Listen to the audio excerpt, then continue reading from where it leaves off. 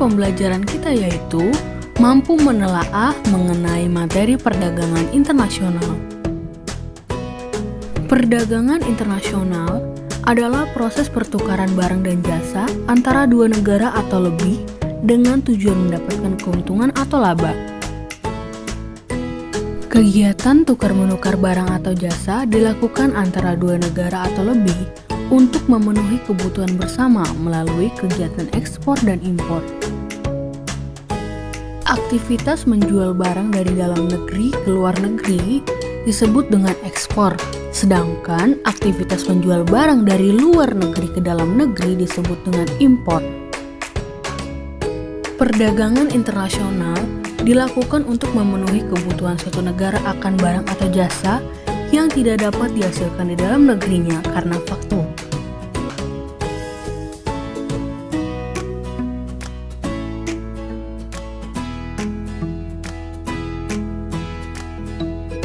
Misalnya, Amerika sebagai negara superpower tidak mampu memenuhi kebutuhan negara sendiri karena ada barang-barang tertentu yang tidak mereka hasilkan.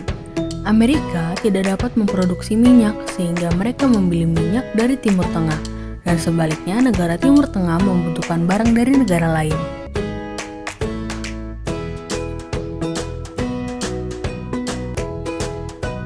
Nah, sekarang mari kita simak. Terdapat beberapa perbedaan antara perdagangan dalam negeri dan perdagangan internasional. Terdapat 5 faktor pendorong perdagangan internasional. Mari kita bahas satu-satu. Perbedaan sumber daya alam yang dimiliki oleh setiap negara. Sumber daya alam yang dimiliki oleh masing-masing negara tidak sama dan mengakibatkan perbedaan hasil produksi dari negara tersebut. Misalnya, Arab Saudi tidak mampu menghasilkan sayur mayur, maka mereka mengimpor dari negara kawasan Asia yang menghasilkan sayur mayur.